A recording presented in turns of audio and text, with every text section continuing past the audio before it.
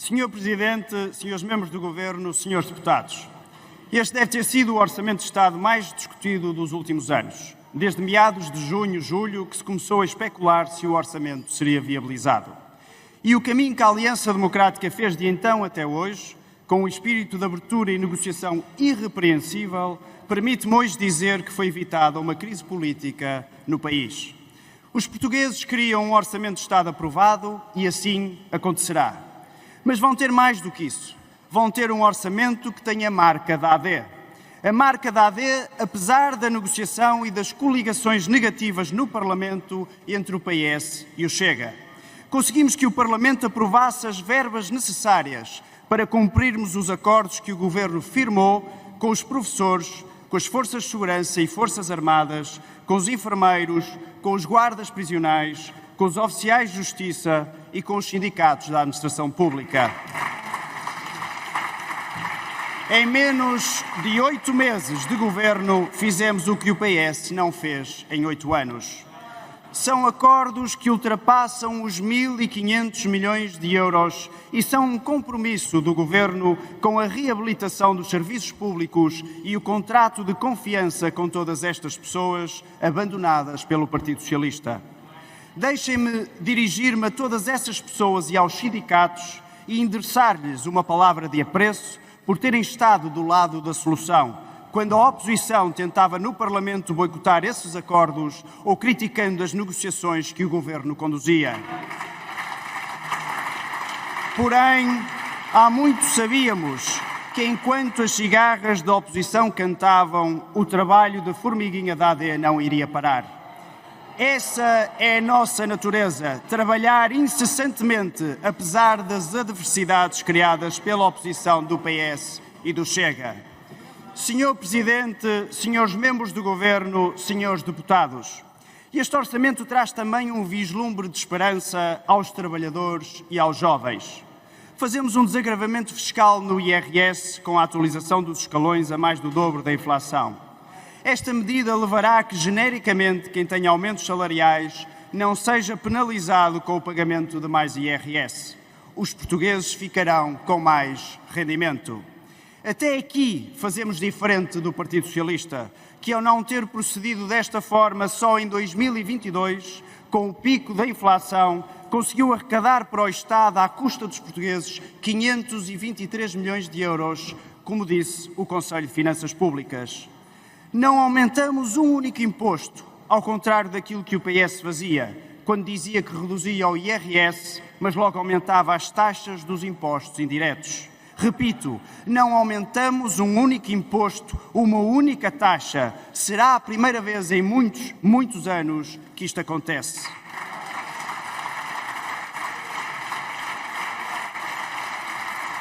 A par destas medidas, aumentamos o salário mínimo para 870 euros e continuamos empenhados em promover a valorização dos salários e o aumento do salário médio no nosso país. Senhor Presidente, senhores membros do Governo, senhores deputados, uma das medidas emblemáticas da AD e que constituiu um compromisso eleitoral passava pela aprovação do IRS Jovem. A AD não tinha maioria no Parlamento e aceitou negociar com o Partido Socialista, já que todos os outros se colocaram de fora do processo negocial. Apesar de não ter existido um acordo escrito, a AD assumiu o compromisso dessa negociação e apresentou um IRS Jovem reformulado, ainda assim muito mais abrangente do que aquele que existia. Com o IRS Jovem da AD, passaremos para um universo de mais de 300 mil jovens beneficiários, triplicando o universo de jovens que hoje beneficia do IRS Jovem. Esta medida é essencial para retermos os nossos jovens no nosso país, principalmente os mais qualificados. Evitar que eles emigrem à procura de condições de vida melhores em países com salários mais elevados. Se os nossos jovens ficarem em Portugal, mais pessoas teremos a contribuir para o crescimento e desenvolvimento do país. Portugal não pode perder o capital humano onde investiu. Os jovens devem poder sonhar viver em Portugal com condições dignas em termos de rendimentos e de habitação e perto das suas famílias, dos seus pais e dos seus avós. E por isso aprovamos também para a compra da habitação pelos jovens, a isenção do IMT e do imposto de selo e a garantia pública para o financiamento bancário a 100% na compra dessa mesma habitação. Não há memória de um governo em tantos anos ter-se preocupado com os nossos jovens com esta dimensão. E fizemos-lo por eles, pelas suas famílias e pelo nosso país. Mas, Senhor Presidente, senhores membros do Governo, senhores deputados, foi também este Governo que se preocupou desde a primeira hora com os pensionistas e os mais desfavorecidos. Aumentamos em 2024 e novamente para 2025 o complemento solidário para idosos, num total de 80 euros. E isentamos a 100% o custo dos medicamentos para os beneficiários deste mesmo complemento. São milhares de pessoas que podem respirar de alívio por não terem de optar entre ter dinheiro para medicamentos ou dinheiro para comer.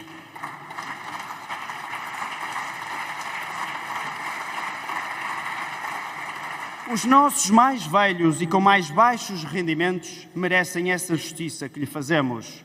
Para um social-democrata, isto chama-se justiça social. Mas, senhores deputados, este orçamento contempla também o aumento legal das pensões em 674 milhões de euros, mesmo sem a medida do Partido Socialista aprovada à revelia no Parlamento com a coligação PS-Chega. O PS fez gáudio da sua medida que custará cerca de 270 milhões de euros, um valor ainda assim muito inferior aos 1.232,8 milhões de euros de todas as medidas já aprovadas pela AD em 2024 e para 2025, destinadas aos pensionistas e beneficiários do complemento solidário para idosos. Para terem uma ideia, para pensões até 1 IAS, isto é, cerca de 509 euros, considerando os valores de 2024, o aumento de pensões do Partido Socialista dará aos pensionistas 6,36 cêntimos, ou antes 6,36 € por mês, isto é, 89 euros em 14 vezes do ano. O suplemento extraordinário que o Governo atribuiu em 2024 ascendeu por si só a 200 euros. O que o PS propôs é menos de metade do que aquilo que o Governo atribuiu em 2024. A AD continuará a olhar para esta faixa da população em função das condições financeiras do país, apesar da oposição e da sua irresponsabilidade. Senhor Presidente, senhores membros do Governo, senhores deputados, a AD queria mudar o rumo do país, colocá-lo na rota do crescimento.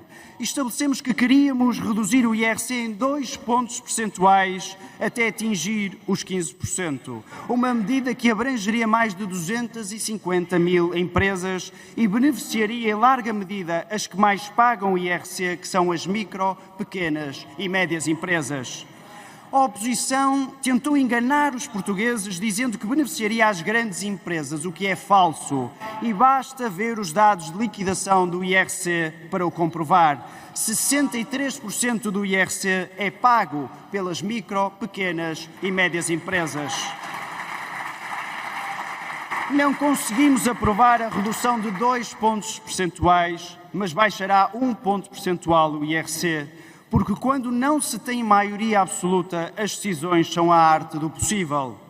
Considerando que o PS começou por dizer repetidamente que esta era uma linha vermelha e adotou com vários dos seus dirigentes um discurso ambíguo umas vezes e noutras vezes mesmo dizendo que votaria contra a redução, apesar disso e não tendo a AD maioria, conseguimos, no final, levar a nossa avante, como se pode constatar. Portugal ganhou.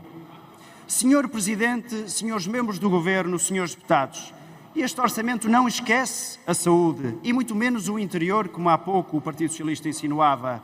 A AD assumiu desde a primeira hora a importância de devolvermos ao Serviço Nacional de Saúde a capacidade de resposta que o PS degradou. Aprovamos, por exemplo, neste Parlamento uma proposta nossa que retém as verbas consignadas ao INEM, e que no passado foram desviadas pelo Partido Socialista. O Partido Socialista desviou do INEM cerca de 170 milhões de euros, o que explica o estado de degradação a que o Serviço de Emergência Médica chegou. O governo da AD tem empenhado esforços para que os portugueses possam ter cuidados de saúde dignos e a tempo e horas. O exemplo da recuperação das listas de espera nas cirurgias oncológicas foi um exemplo paradigmático. O governo tem demonstrado que, com racionalidade e sem amarras ideológicas, colocará a saúde dos portugueses em primeiro lugar. E este orçamento só o confirma, e estamos só no início. Senhor Presidente, senhores membros do governo, senhores deputados, a oposição condicionou este orçamento em mais de 1.000 milhões de euros, considerando a redução do IRS diferente da proposta pelo Governo, a redução do IVA da eletricidade, a eliminação das portagens, a aprovação do aumento de 1,25% das pensões e de todas as cerca de 100 medidas aprovadas na especialidade contra a AD. Estes partidos querem governar a partir da Assembleia da República e aliam-se oportunisticamente para boicotar a governação. O Chega fala do Bloco Central para esconder o Bloco Parlamentar que o une ao PS.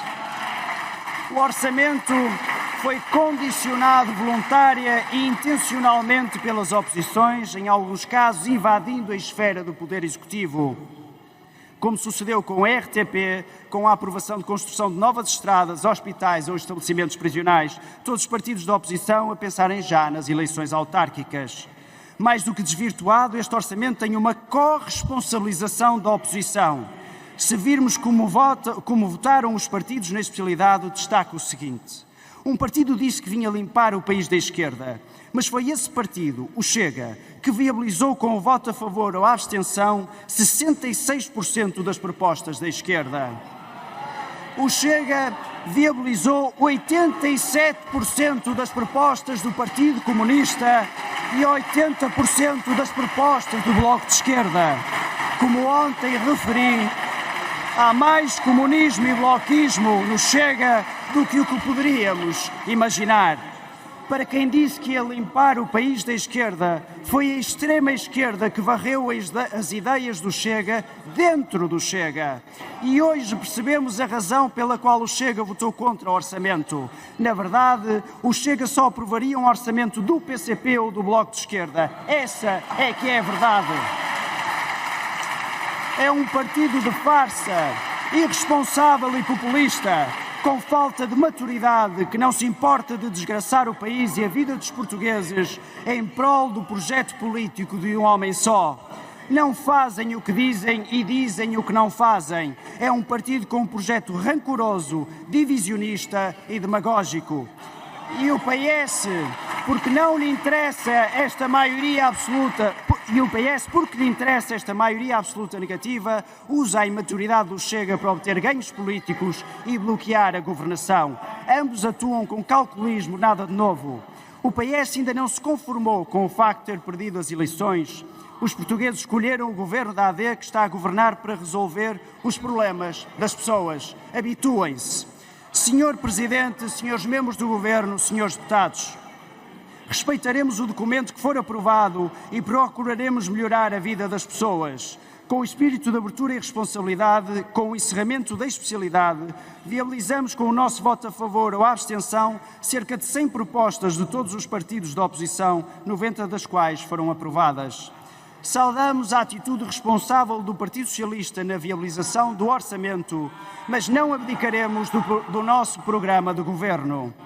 Procuraremos unir o país em vez de o dividir, dignificando quem procura uma vida melhor, a vida de todos os portugueses.